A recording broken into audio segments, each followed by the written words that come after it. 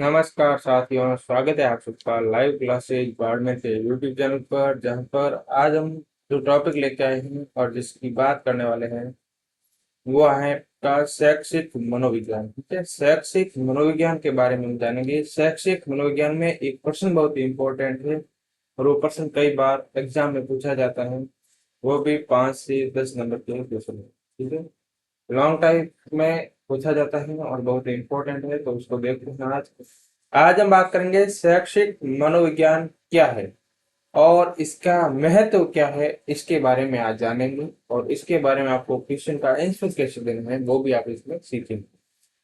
सबसे पहले आपको उसकी परिभाषा बतानी, इसकी शैक्षिक मनोविज्ञान की परिभाषा बतानी।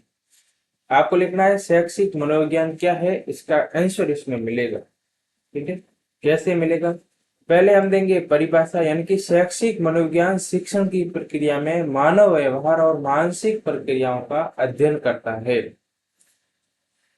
यह जानने की कोशिश करता है कि कैसे लोग सीखते हैं, किस प्रकार की शिक्षण विधियां सबसे प्रभावी होती हैं, इन सब के बारे में सीखते हैं। इसमें शैक्षिक मनोविज्ञान में बात करते हैं। शैक्षिक मनोविज्ञान का उद्देश्य क्या है?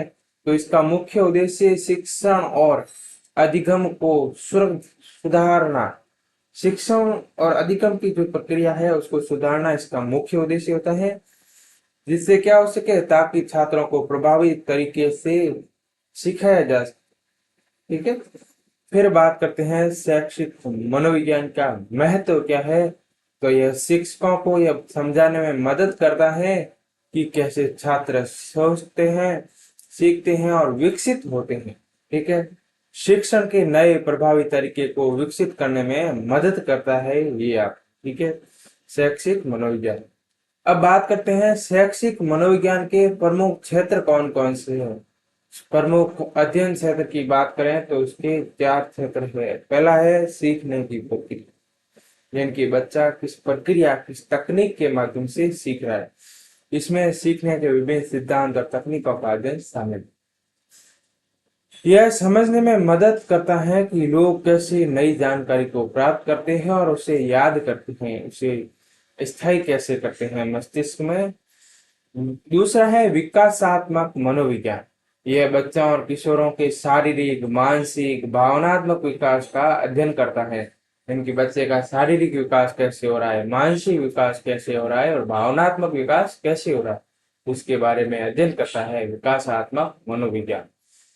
यह समझने में मदद करता है कि विकास के विभिन्न चरणों में छात्र कैसे बदलता है। जैसे छात्र की उम्र बढ़ती जाएगी, वो विकास के विभिन्न चरणों में कैसे बदलता है। 0 से 2 वर्ष तक क्या व्यवहार करेगा, 2 से 12 वर्ष तक क्या व्यवहार करेगा, 12 से 18 वर्ष तक क्या व्यवहार करेगा, और 18 से मृत्यु उपरांत वो कैसे इसमें विकास होता जाता है, इसके बारे में इसमें बताया जाए।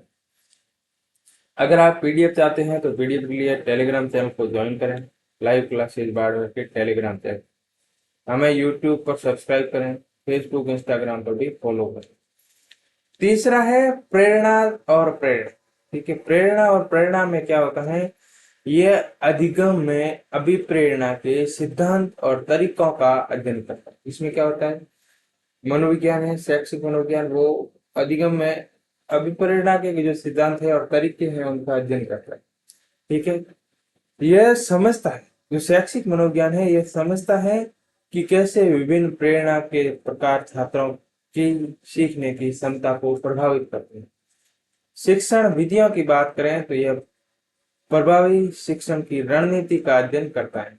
इसमें विभिन्न शिक्षण विधियों और उनके प्रभावों का विश्लेषण शामिल है। इसमें आप अपने हिसाब से भी 2-4 लाइन और जोड़ सकते हैं और इसे और भी अधिक लेंथी बना सकते हैं। अगला है सीखने की प्रक्रिया। ठीक है, सीखने की प्रक्रिया में सीखने के 4 चरण होते हैं। उन 4 चरणों के बारे में हम बात करेंगे। और 4 चरण कैसे हैं? पहले तो छात्र को प्रारंभिक अवलोकन कराओ, यानी कि उससे पहले परिचय, उसे सिखाओ, उसे बताओ। फिर क्या करेगा, छात्र को प्रयोग और अभ्यास करवाओ। फिर वो छात्र उसको अनुकूलित कर देगा और अनुकूलित करने के बाद उसका मूल्यांकन कर लो कि वो किस हद तक इसको प्रारंभिक अवलोकन को ग्रहण कर पाया है, याद कर पाया है, केंद्रित कर पा रहे हैं और इससे समस्याओं का समाधान किस हद तक कर पा रहा है, उसका मूल्यांकन है। अब इन चारों में किस किस प्रकार होता है? तो पहला चरण है प्रारंभिक अवलोकन। यह चरण नए ज्ञान को कौशल का परिचय देने का होता है। इसमें शिक्षक नई जानकारी को प्रस्तुत करते हैं और छात्रों को उसे अवलोकन करने के लिए प्रेरित करते हैं। दूसरा है प्रयोग और अभ्यास। इस चरण में छात्रों को नई जानकारी, प्रयोगों और अभ्यासों का करने का अवसर दिया जाता है।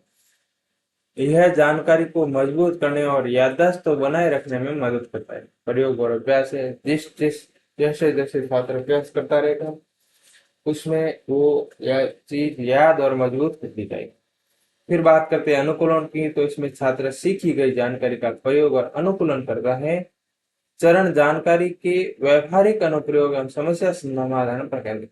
क्या होता है इस अनुकूलन का मतलब? क्या है कि वो एक तो व्यवहारिक अनुप्रयोग कर सके, दूसरा है कि अगर उससे संबंधित उसके सामने कोई समस्या आए तो वो इस जानकारी का उपयोग करके उसका समाधान ढूंढ सके, समाधान पर केंद्रित। फिर है मूल्यांकन। मूल्यांकन में क्या है, इस चरण में अधिगम की सफलता का मूल्यांकन किया जाता है। इसमें परीक्षाओं, परीक्षणों, अन्य मूल्यांकन उपकरणों का उपयोग किया जाता है। फिर आता है आपके सामने विकासात्मक मनोविज्ञान। विकासात्मक मनोविज्ञान के भी चार चरण हैं: इन्फेंसी, चाइल्डहुड, एडोलसेंस और एडल्टहुड, यानी कि शेषवावस्था।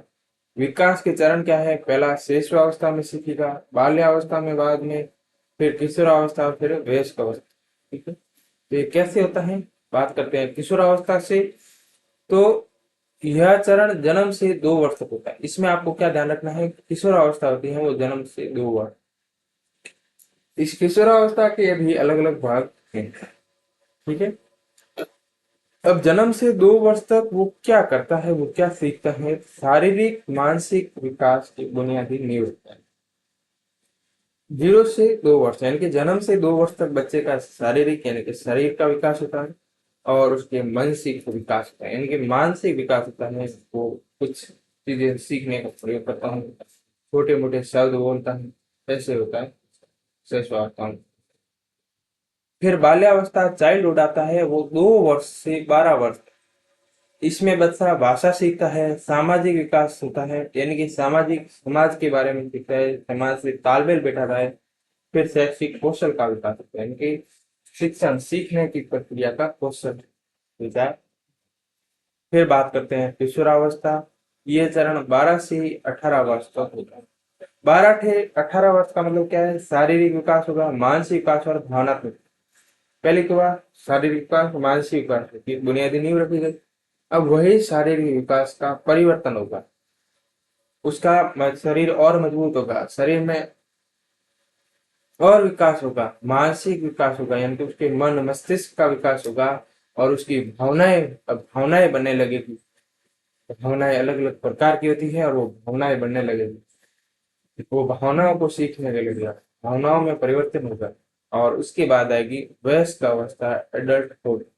ये चरण 18 वर्ष और उससे अधिक का होता है। ठीक है, इसमें क्या है, व्यक्ति पूरी तरह से विकसित हो जाता है, स्वतंत्र निर्णय लेने में सक्षम होता है। 18 वर्ष के बाद क्या है, व्यक्ति पहुंचकर स्वतंत्र निर्णय ले सकता है, पूरी तरह से उसका विकास हो जाता है, विकसित हो जाता है। फिर बात करते हैं प्रेरणा और प्रेरणा। इसमें अभिप्रेरणा के सिद्धांतों की बात करें तो अभिप्रेरणा में पहले है आवश्यकता का सिद्धांत, मसल्स हायरार्की ऑफ नीड यानी कि आवश्यकता का सिद्धांत। ठीक है, ये सिद्धांत मानवीय आवश्यकताओं को विभिन्न स्तरों पर वर्गीकृत करता है। यह बताता है कि उच्च स्तर की आवश्यकताओं को पूरा करने से पहले निम्न स्तर की आवश्यकताओं को पूरा करना जरूरी है। फिर आता है अधिगम प्रेरणा। अधिगम प्रेरणा यह आंतरिक और बाह्य प्रेरणा का अध्ययन है। अधिगम प्रेरणा में क्या होता है, उसका आंतरिक और बाह्य जो प्रेरणा है इनका अध्ययन किया जाता है। आंतरिक प्रेरणा में व्यक्ति स्वयं से प्रेरित होता है, आंतरिक प्रेरणा में व्यक्ति स्वयं से प्रेरित होता है, जबकि बाह्य प्रेरणा में बाह्य कारक जैसे पुरस्कार और सजा शामिल होते हैं। ठीक है, इससे अभिप्रेरित होता है। फिर बात करते हैं पुरस्कार और सजा की। पुरस्कार और सजा में यह में सकारात्मक और नकारात्मक प्रेरणा के उपयोग का अध्ययन करता है। ये देखता है कि कैसे पुरस्कार और सजा छात्रों के व्यवहार को प्रभावित करते हैं। कोई छात्र मान लो अच्छा कर रहा है तो उसको पुरस्कार देके और प्रेरित किया जाता है और प्रेरणा जगाई जाती है, और अच्छा करने का प्रयोग करेगा।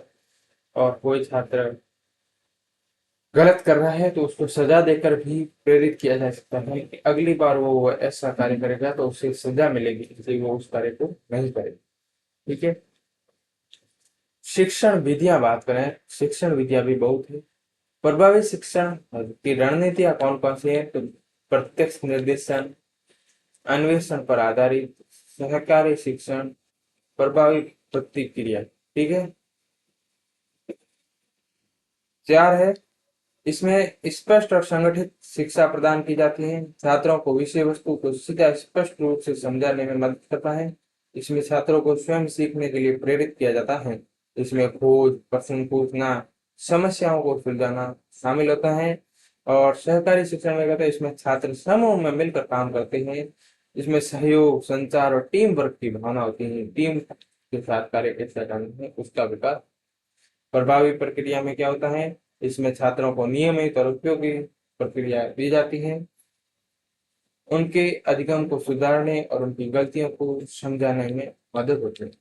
फिर आता है शैक्षिक मनोविज्ञान के महत्व की बात करें। शैक्षिक मनोविज्ञान के महत्व में भी कुछ बिंदु है, उन बिंदुओं के माध्यम से बात करेंगे। बेहतरीन शिक्षण विधियां, विकास की समझ, व्यक्तिगत ध्यान और समस्याओं का समाधान।